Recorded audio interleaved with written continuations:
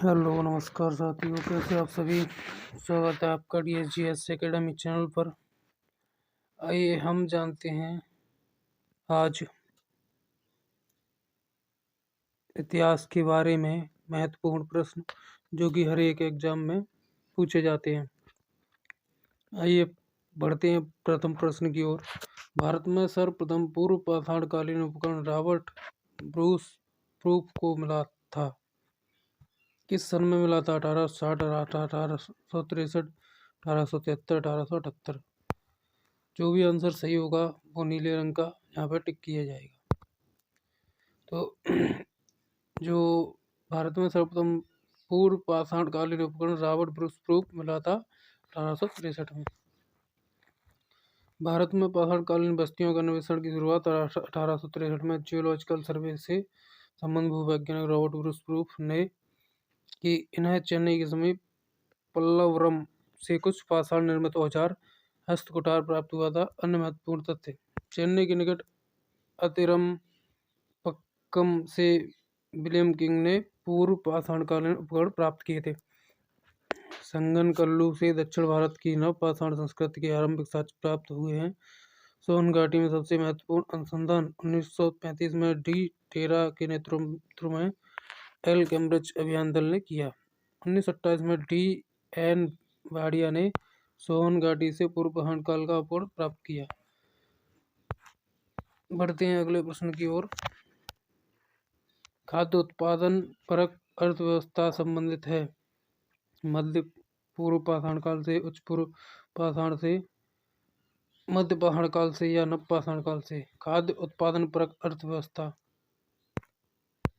इसका आंसर है नव पाषाण काल। खाद्यान्नों का उत्पादन सर्वप्रथम नव पाषाण काल में हुआ। यही वह समय है जब मनुष्य कृषि कर्म से परिचित हुआ। यानी कि नव पाषाण काल में खाद्यान्नों का उत्पादन किया गया। जब मनुष्य कृषि से परिचित हुआ, नव पाषाण काल में ही जौ एवं गेहूं की वन्य किस्म की खेती के योग्य बनाया गया तथा जिससे कृषि अन्न गेहूं का उद्भव हुआ। भारतीय उपमहाद्वीप में कोल्डिहवा तथा मेहरगढ़ दो नवपाषाण ग्राम बस्तियों भी जहां से चावल एवं गेहूं के स्पष्ट प्रमाण मिले हैं। बढ़ते हैं अगले प्रश्न की ओर। परिष्कृत औजारों का योग माना जाता है। निम्न प्रापाषाण युग, उच्च प्रापाषाण युग, नवपाषाण युग, मध्य पाषाण युग। परिष्कृत औजारों का युग: नवपाषाण युग, उच्च प्रापाषाण युग। परिष्कृत औजारों का युग माना जाता है उच्च प्रापाषाण युग। बढ़ती है अगले प्रश्न की ओर। उच्च प्रापाषाण काल को परिष्कृत औजारों का युग माना जाता है। विश्वव्यापी संदर्भ में इसकी दो विलक्षणताएं हैं। नंबर 1, नए चकमक उद्योग की स्थापना। नंबर 2, आधुनिक मानव होमो सेपियंस का उदय। इस काल का प्रधान उपकरण ब्लेड है। प्रश्न नंबर 4, चावल का प्राचीनतम प्रमाण पाया गया। बिहार में, उत्तर प्रदेश में, बंगाल में, छत्तीसगढ़ में। देखते हैं इसका आंसर। आंसर है उत्तर प्रदेश। चावल का प्राचीन प्रमाण उत्तर प्रदेश में पाया गया। नवीनतम खोजों के आधार पर भारतीय उपमहाद्वीप में प्राचीनतम कृषि साक्ष्य वाला स्थल उत्तर प्रदेश के संत कबीर जिले में स्थित लहोरा देव है। यहाँ से 8000 ईस्वी पूर्व से 9000 ईस्वी पूर्व के मध्य चावल के साक्ष्य प्राप्त हुए हैं। बढ़ते हैं अगले प्रश्न की ओर।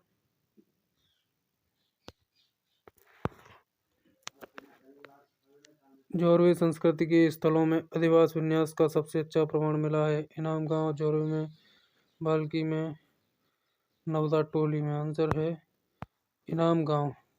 जोरवे संस्कृति के स्थलों में अधिवास विन्यास का सबसे अच्छा प्रमाण इनाम गांव में मिला है।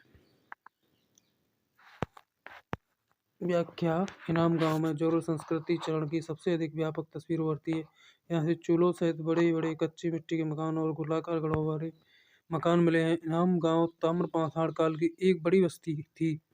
इसमें 100 से भी अधिक घर और कमरे पाए गए हैं। यह बस्ती किलाबंद है और खाई से घिरी हुई है। नर्मदा के दक्षिण तट पर स्थित नवदा टोली एक महत्वपूर्ण ताम्र पाषाणिक स्थल है। यहाँ से प्राप्त विशिष्ट प्रकार के मृत भांड को मालवा अपनत भांड की संज्ञा दी गई है। अनाज की उपज प्रथम बार प्रारंभ हुई नवपाषाण युग में, मध्यपाषाण युग, प्रापाषाण युग में। अनाज की उपज प्रथम बार प्रारंभ हुई नवपाषाण युग में। 1853 रॉबर्ट ब्रूस ब्रूक को हस्ट कुंठार मिला। बदम मुद्रे अतिपरक्कम 1863 में रॉबर्ट ब्रूस फुट को हस्त कुठार मिला था। आंसर देखते हैं। पल्लवरम ब्रूस फुट को हस्त कुठार मिला था पल्लवरम में।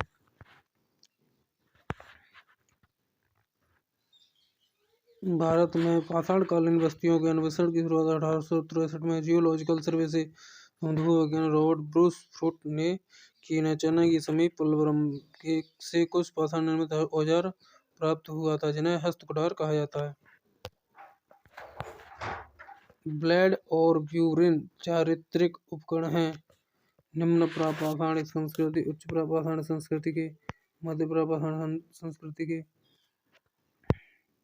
आंसर है उच्च प्रापाषाणिक संस्कृति के। ब्लेड और ब्यूरिन उपकरण हैं उच्च प्रापाषाणिक संस्कृति के। ब्लेड ब्यूरिन प्रकार के उपकरण उच्च पूर्व पाषाण काल से संबंधित अन्य महत्वपूर्ण तथ्य। मध्य पूर्व पाषाण काल में जैस्पर, चैड, फ्लिंट आदि के पत्थर प्रयुक्त होने लगे थे। कालक्रम से लगाएं। लोह युग, कांस्य युग, पूर्व पाषाण युग, नव पाषाण युग। इसका सही क्रम क्या है?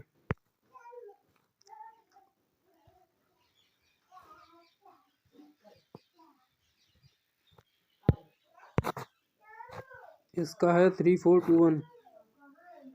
पूर्व पाषाण युग, फिर कांस्य युग, पूर्व पाषाण युग, फिर नव पाषाण युग, फिर कांस्य युग, फिर लोह युग। 3421 कालक्रम है। पूर्व पाषाण युग, नव पाषाण युग, कांस्य युग और लोह युग। उपकरणों की भिन्नता के आधार पर संपूर्ण पाषाणकालीन संस्कृति को 3 मुख्य चरणों में विभाजित किया गया है। पुरापाषाण काल, मध्य पाषाण काल तथा नव पाषाण काल। पुरापाषाण युग को भी 3 कालों में विभाजित किया गया है, जिनमें पहला काल पूर्व पाषाण काल तथा दूसरा और तीसरा काल क्रमशः मध्य पाषाण काल तथा पुरापाषाण काल है। नव पाषाण युग के उपरांत कांस्य युग आता है। हड़प्पा सभ्यता एक कांस्य युगीन सभ्यता थी, जबकि भारत में लौह युग का प्रारंभ उत्तर वैदिक काल लगभग 1000 से माना जाता है। प्राचीन भारत में कृषि के प्राचीनतम उल्लेख कहाँ से मिलते हैं? बोरी, मेहरगढ़, इनाम गांव या फिर गिलंदु। आंसर है मेहरगढ़। प्राचीन भारत में कृषि की प्राचीनतम उल्लेख मेहरगढ़ से मिलते हैं। बढ़ते हैं अगले प्रश्न की ओर। प्रागैतिहासिक के अध्ययन का विषय है निरक्षर समाजों का इतिहास, साक्षर समाजों का इतिहास, सभ्य समाजों का इतिहास।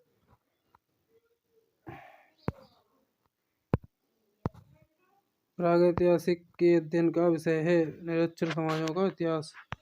बढ़ते हैं अगले प्रश्न की ओर। मनुष्य ने कृषि का ज्ञान किया पुरापाषाण काल में, मध्य पाषाण काल में, नव पाषाण काल में। आंसर है नव पाषाण काल में। मनुष्य को कृषि का ज्ञान हुआ नव पाषाण काल में। खाद्यान्नों का उत्पादन सर्वप्रथम नव पाषाण काल में हुआ। यही वह समय है जब मनुष्य कृषि कर्म से परिचित हुआ। नव पाषाण काल में ही जौ एवं गेहूं की वन्य किस्म की खेती योग्य बनाया गया है, जिससे कृषि जन्य गेहूं उद्भव हुआ। यानी कि नव पाषाण काल में ही आदमी ने गेहूं की खोज की थी। लघु पाषाण उपकरण अधोलिखित किस संस्कृति के प्रमुख उद्योग हैं? निम्न प्रापाषाणिक, मध्य प्रापाषाणिक या फिर उच्चतम प्रापाषाणिक संस्कृति मध्य पाषाण कालीन। यानी कि लघु पाषाण उपकरण मध्य पाषाण कालीन संस्कृति के उपकरण हैं। ब्लेड ब्यूरिन प्रकार के उपकरण निम्नलिखित में से किस परंपरा की परिचायक लक्षण है? उच्च पूर्व पाषाण काल। ब्लेड ब्यूरिन जहां भी आए वहां पर उच्च पूर्व पाषाण काल आंसर करना है आपको। ब्लेड ब्यूरिन प्रकार के उपकरण उच्च पूर्व पाषाण काल। तिथि क्रमानुसार निम्न को व्यवस्थित कीजिए। पाषाण युग, पुरापाषाण युग, ताम्र युग, मध्य पाषाण युग, नव पाषाण युग।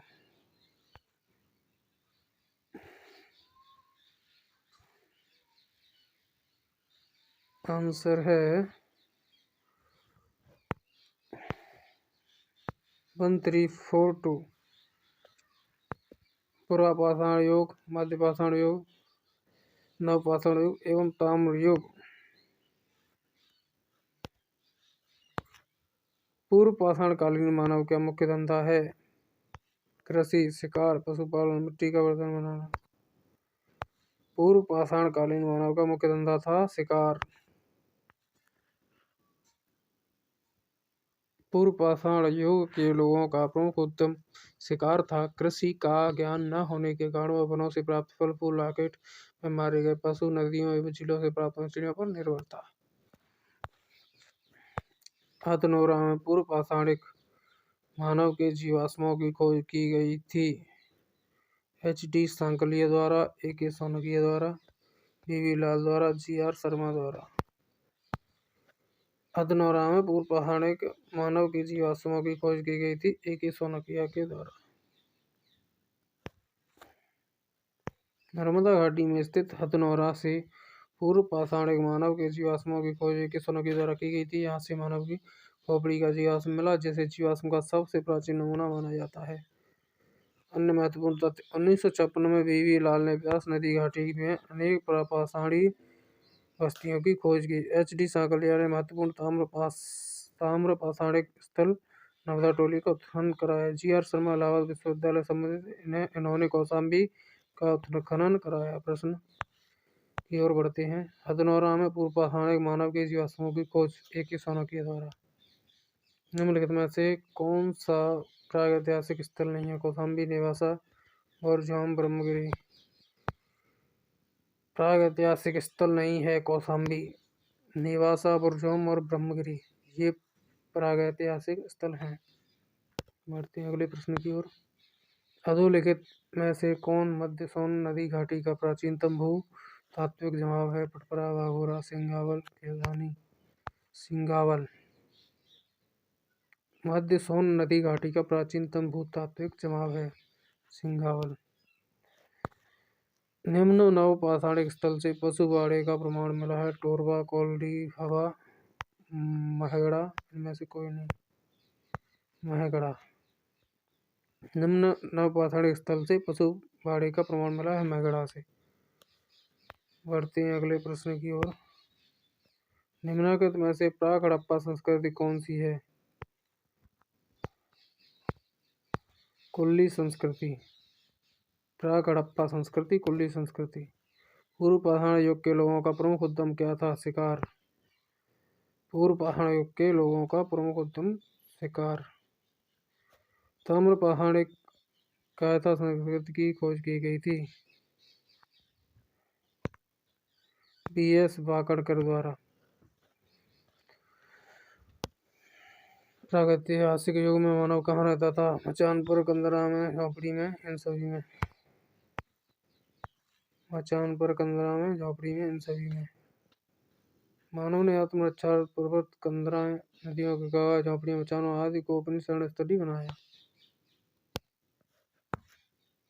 महापाषाण संस्कृति संबंध है लोहा से। महापाषाण संस्कृति का संबंध लोह काल से है। लोह काल का निर्धारण सामान्यतः 1000 ईसा पूर्व से 600 ईसा मध्य किया जाता है। भारत में नवपाषाण काल का निम्नलिखित में से कौन सा स्थान था जहाँ बड़ी बड़ी संख्या में हड्डी से बने औजार प्राप्त हुए? चिरांग। निम्नलिखित में से चिरांग वह स्थान है जहाँ बड़ी संख्या में हड्डी से बने औजार प्राप्त हुए। उत्खनित प्रमाणों के अनुसार पशुपालन का प्रारंभ हुआ? मध्य पाषाण एवं नव पाषाण काल में।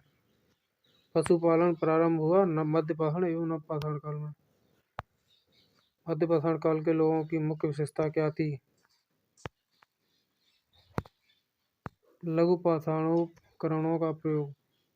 मध्य पाषाण काल के लोगों की विशेषता थी लघु पाषाणोपकरणों का उपयोग।